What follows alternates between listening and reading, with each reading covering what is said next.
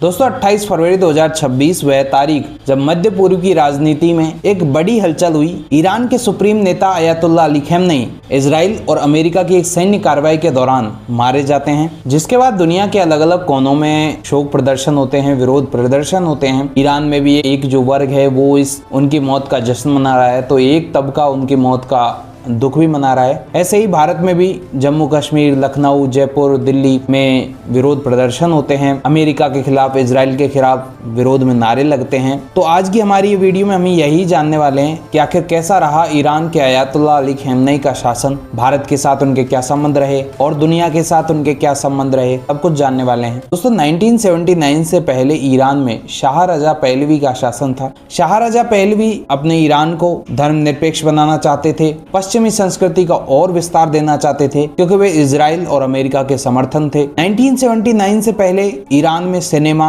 पश्चिमी पहनावा काफी ज्यादा था और इसे मध्य पूर्व का पेरिस भी कहा जाता था, क्योंकि ईरान अपने आप में एक फैशन का नया आयाम साबित कर चुका था। लेकिन ईरान के आम नागरिकों द्वारा इस शासन के विरोध में, क्योंकि गरीबी बढ़ रही है, तानाशाही का प्रभाव है, तो इस शासन के विरोध में धार्मिक कट्टरपंथियों के साथ मिलकर एक असंतोष की भावना को उजागर किया जाता है। फिर 1979 में ईरान में क्रांति होती है, जिसके बाद अयतुल्ला खamenei शासन में आते हैं और ईरान के सुप्रीम नेता बनते हैं। नेता बनने के बाद ईरान को एक इस्लामिक राष्ट्र घोषित कर दिया जाता है। इसी क्रांति के बीच में एक व्यक्ति थे अयतुल्ला खamenei, जो कि क्रांति के बाद धीरे धीरे राजनीति में अपने कदम बढ़ाते हैं। पहले वे राष्ट्रपति बनते हैं और 1989 में खamenei की मौत के बाद वे ईरान के दूसरे सुप्रीम नेता बनते हैं। बात करें कि आखिर कैसा रहा अयतुल्ला अली खamenei का शासन, तो इनके कुछ नुकसान भी रहे, कुछ फायदे रहे। इनके शासन का पहला फायदा रहा, इन्होंने एक एक्सेस ऑफ रेजिस्टेंस यानी कि प्रतिरोध कक्ष की स्थापना की। हुतियों के साथ मिलकर, हमास के साथ मिलकर, हिजबुल्लाह के साथ मिलकर ईरान को इन्होंने दुनिया के सामने एक मजबूत राष्ट्र बनाने की कोशिश की। इसी का विरोध करते हुए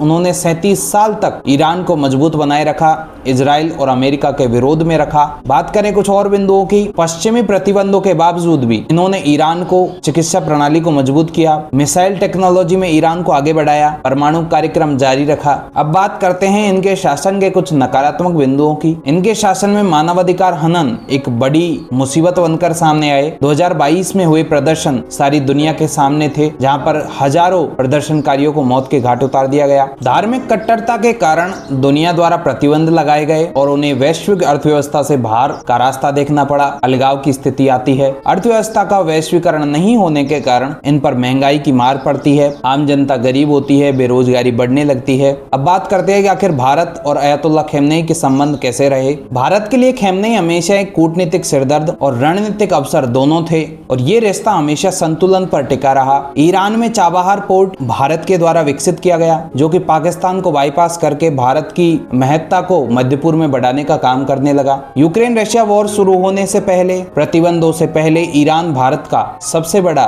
तेल एक्सपोर्टर देश था। वहां से हम बड़ी मात्रा में पेट्रोलियम पदार्थ लेते थे। लेकिन अयतुल्ला अली खamenei भारत के विरोध में भी कई बार बोले हैं, जैसे कि धारा 370 हटाने पर कश्मीर में उन्होंने इस बात का विरोध किया और जो कश्मीर में मुसलमान हैं उनको उत्पीड़ित बताया, जिसके बाद भारत ने इस प्रकार के बयानों को सिरे से खारिज किया और हमारी संप्रभुता में हस्तक्षेप न करने की सलाह दी गई। और जिसके बाद लौटते हैं हम आज की घटना पर, जब 28 फरवरी को अयतुल्ला खamenei को मार दिया जाता है, जिसके बाद भारत के कश्मीर में, दिल्ली, जयपुर, मुंबई जैसे इलाकों में जो भी शिया मुसलमान हैं, शिया मतावलंबी हैं, उनके द्वारा विरोध प्रदर्शन किया जाता है। यह विरोध प्रदर्शन इतना बढ़ गया कि कई जगह देश के सैनिकों के विरोध में नारे लगते हैं, मुसलमानों द्वारा लगाए जाते हैं, भीड़ के द्वारा लगाए जाते हैं। एक सदस्य द्वारा कहा जाता है कि जो हमको शोक सभा करने से रोकेगा, विरोध प्रदर्शन करने से रोकेगा, उसका हम गला दबा देंगे।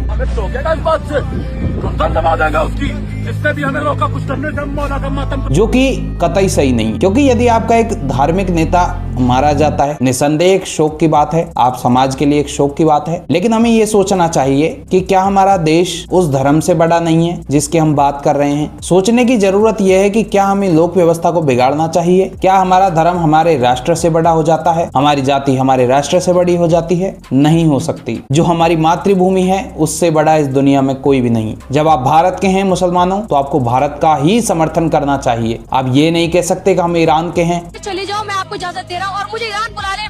मैं यहाँ से ट्रम्प को, नेतन्याहू को मारने के लिए जरूर जाऊंगी। क्या हम केवल धर्म के आधार पर चलेंगे या फिर हमारा राष्ट्र सर्वोपरि है? हमारा राष्ट्र सर्वोपरि होना चाहिए। जब हमारी सेनाओं के विरोध में इस प्रकार के नारे लगते हैं तो ये कतई सही नहीं है। मुसलमानों, केवल आप अपने धर्म के मत देखो कि 100 कोस दूर भी यदि आपके किसी मुसलमान को दिक्कत हो रही है तो आप आगे आते हैं। पाकिस्तान के बारे में नहीं कुछ कहा ना, वो भी हमारा ही है। चाहे वो गलत कर रहा है, सही कर रहा है, उससे आपको मतलब नहीं। या और भी कोई वर्ग, हिंदू, सिख, कोई भी यदि गलत करने वाले का भी साथ देता है तो वो कतई सही नहीं है। हमें गलत को गलत बोलना चाहिए, सही को सही। हमें जाति से उठकर बात करनी चाहिए। हमें देश के विरोध में बात नहीं करनी चाहिए, क्योंकि इस देश से बड़ा कोई नहीं। और यकीनन अमेरिका कोई हमारा साथ नहीं देने वाला है। वह केवल स्वार्थ की राजनीति करता है। वह खुद की बात करेगा, जहाँ खुद को फायदा होगा वही बात करेगा। चाहे वो पाकिस्तान के साथ जाने की बात हो, चाहे वो भारत के साथ जाने की बात हो। जहाँ उसे अच्छा मिलेगा, जहाँ उसे पैसे मिलेंगे, वहाँ वो चला जाएगा। इसीलिए भारत भी दोनों तरफ की बात नहीं कर रहा, ना वो ईरान के समर्थन में, ना वो इजराइल के समर्थन में। इस प्रकार के बयान सरकारों द्वारा नहीं दिए जा रहे हैं। इसीलिए हमें देश की पहले बात करनी चाहिए।